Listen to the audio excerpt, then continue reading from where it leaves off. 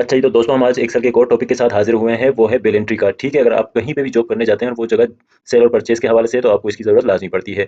तो आपने बिल्कुल गौर से सीखना है और स्किप नहीं करना। सेकंड ये कि अगर वीडियो आपको अच्छी लगती है तो आपने लाइक एंड सब्सक्राइब जरूर करना है, इससे हमारा हौसला बढ़ता है और आप कमेंट करके भी हमारा हौसला बढ़ा सकते हैं। तो चलें, टाइम ज़ाया करने के बजाय हम आप स्टार्ट करते हैं और ये मैं आपको बहुत ही सिंपल तरीके से सिखाऊंगा। हर कोई ये एक बार वीडियो जब देखेगा तो ये बिल एंट्री का काम वो सीख सकता है। चलें जी, तो स्टार्ट करते हैं। सबसे पहले हम दे देते हैं जो सब हेडिंग होती है हमारी, वो हम देना शुरू करते हैं। ठीक है, अगर हम कहीं पे भी होते हैं तो वहाँ सबसे पहले हम इनवाइस नंबर एक होता है, तो हम यहाँ इनवाइस नंबर टाइप कर लेते हैं।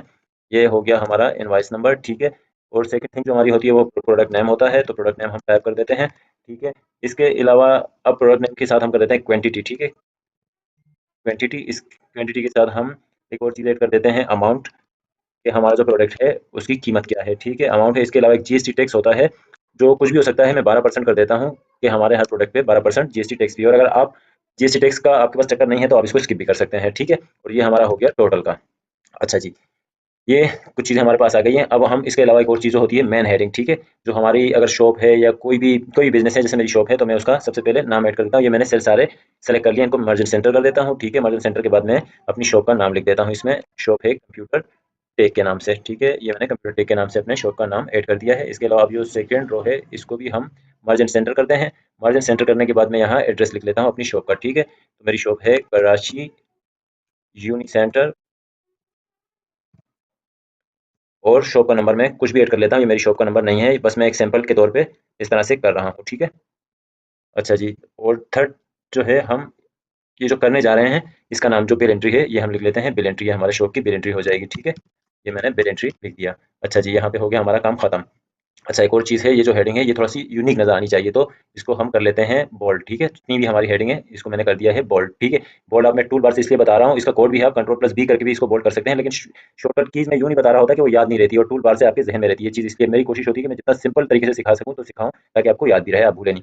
अच्छा, एक और चीज़ जो हम कर लेते हैं, जो हमारी ये ऊपर की हेडिंग है इसको मैं थोड़ा-सा बड़ा कर देता हूँ। ठीक है, और इसके अलावा आप ये भी कर सकते हैं कि इसमें कलर भी कर सकते हैं। जैसे यहाँ मैं कर लेता हूँ ब्लू कलर, इसको भी ब्लू कलर कर देता हूँ मैं। और जो हमारा टेक्स्ट है इसको मैं कर देता हूँ व्हाइट। यहाँ से ये मेरा ऑलरेडी सेलेक्ट हुआ है, इसलिए मैं सिर्फ प्रेस करने पे ही वो व्हाइट आ रहा है और ब्लू आ रहा है। अदरवाइज आप इसको इस तरह से यहाँ से ड्रैग डाउन करके कोई भी अपने पसंद का कलर सेलेक्ट कर सकते हैं। ठीक है, ये अब हमारा ये हो गया कंप्लीट। अब जो हमने थर्ड चीज़ जो करनी है, जितना हमारा क्वांटिटी या चीज़ें हैं हमारी, इतना हमने इसको सेलेक्ट करना है इन सेल्स को। ठीक है, सेल्स को सेलेक्ट करने के बाद हमने इसको कर देना है ऑल बॉर्डर।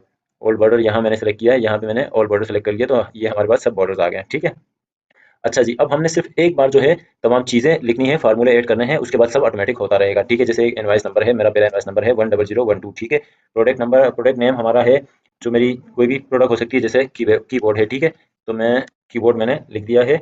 अब कीबोर्ड के मैं प्राइस ऐड करूंगा। अच्छा जी, तो यहाँ मैं एक चीज़ ऐड करना भूल गया हूँ, लेकिन ये अच्छी बात है, आपकी लर्निंग हो जाएगी। आप भी इस तरह से भूल सकते हैं, तो मैं रेट ऐड करना भूल गया हूँ। क्वांटिटी अमाउंट तो मैंने कर दिया है, लेकिन रेट ऐड करना मैं भूल गया हूँ। ठीक है, यहाँ पे मैंने राइट क्लिक करना है और इंसर्ट कर देना है। ठीक है, तो यहाँ एक और रो मेरे पास आ गई है, इसको मैं कर देता हूँ रेट के लिए। ठीक है, कि उस चीज़ की प्राइस क्या है। अच्छा, रेट मैं इसका कर देता हूँ, ये जैसे 500 रुपीज़ का है। और ये क्वांटिटी हमारे पास मैं कर देता हूँ, जैसे ये 3 बिकी है, तो क्वांटिटी मैंने कर दिया 3। ठीक है, अमाउंट, अब 3 का अमाउंट क्या होगा, रेट उसका है 500, क्वांटिटी है 3, तो अमाउंट के लिए मैंने यहाँ पे इज इक्वल टू कर देना है। इज इक्वल टू करने के बाद मैंने इसको सेलेक्ट कर दिया। सेलेक्ट करने के बाद इसको मैंने मल्टीप्लाई 500 से करना है, तो मल्टीप्लाई के लिए Shift+8 जब मैं एंटर करता हूँ तो मल्टीप्लाई का साइन आ जाता है। अब मैं इसको सेलेक्ट करता हूँ, सेलेक्ट करने के बाद मैंने सिंपल एंटर कर दिया। ठीक है, तो ये इसकी अमाउंट आ गई। रेट 500 है, क्वांटिटी 3 है, उसकी अमाउंट 1500 हो गई। ठीक है, अच्छा जी, जीएसटी टैक्स अब 12% टैक्स है हमारे पास, तो इसको किस तरह से हम करेंगे ये भी मैं आपको सिखाता हूँ। इसके लिए हमने इज इक्वल किया, इज इक्वल के बाद मैंने अमाउंट को सेलेक्ट किया। ठीक है, अमाउंट को मैंने मल्टीप्लाई किया, उसी तरह Shift+8 मैंने प्रेस किया, इसको मैंने मल्टीप्लाई किया 12 से। ठीक है, और डिवाइड करना है मुझे। डिवाइड करने के लिए ये एक साइन होता है, ये मैंने एंटर किया है, डिवाइड कर दिया इसको मैंने 100 से। ठीक है, जब मैं इसको करता हूँ तो ये हमारे पास जीएसटी आ गया 12%, 1500 का है 180। ठीक है, इसके अलावा ये है टोटल का। टोटल, अब जो इसके टोटल प्राइस मतलब जीएसटी मिला के टोटल प्राइस कितनी बनती है, इसके लिए बहुत ही आसान फार्मूला है। आपने करना है इज इक्वल करने के बाद आपने लिखना है सम। ठीक है, ये सम आ गया, इस फार्मूले को मैंने ऐड कर दिया। अब इसको ऐड करने के बाद ये दो रो जो है अमाउंट प्लस जीएसटी, ठीक है, इसको मैंने सेलेक्ट करके एंटर कर दिया, तो ये हमारे पास टोटल अमाउंट आ गई। अच्छा, अब ये बस कंप्लीट हो गया। अब मैंने सिंपल इसको क्या करना है, यहाँ पे लाके इसको ब्रेक डाउन कर देना है, ये आ गया 00। इसी तरह ये जीएसटी को भी मैंने ब्रेक डाउन कर दिया है, ये आ गया 00। ठीक है, और ये अमाउंट को भी हम यही करने जा रहे हैं, ये मैंने कर दिया ब्रेक डाउन, तो ये भी 00 आ गया। अब जो भी चीज़, जो भी प्रोडक्ट मैं मजीद ऐड करता रहूंगा वो ऑटोमेटिकली उसके जीएसटी टोटल अमाउंट सब चीज़ें आती रहेगी। जैसे मैं आपको बताता हूँ, ये मैंने कर दिया 10013, ये मेरा एक और इनवॉइस नंबर है। अब जो दूसरी चीज़ मेरी बिकी है वो है माउस। ठीक है, हमारे पास माउस होता है, तो ये मैंने माउस लिख दिया। माउस कितने का है उसकी प्राइस में लिख देता हूँ, जैसे मैं कर देता हूँ इसको 100। ये 100। अच्छा माउस कितनी क्वांटिटी कितनी गई है हमारी, वो मैं कर देता हूँ 4। और अब जैसे ही ये मैं 4 करूँगा तो अच्छा सॉरी, इसको हम करना भूल गए हैं, तो इसको भी मैं इस तरह से ड्रैग डाउन कर देता हूँ। अच्छा जैसे ही मैंने देखें 4 लिखा है तो ये बाकी चीज़ें ऑटोमेटिकली ऐड होती हो रही हैं, आपको नजर आ रही है। इसके अलावा एक और चीज़ की मैं एंट्री डाल देता हूँ, जैसे मैं मेरा इनवॉइस नंबर 10014 है और जो तीसरी चीज़ हमारी सेल हुई है वो है वीजीए केबल। ठीक है, वीजीए केबल। अब जिससे वीजीए केबल के मैं अमाउंट इसकी और रेट में इसका ऐड करता हूँ 150।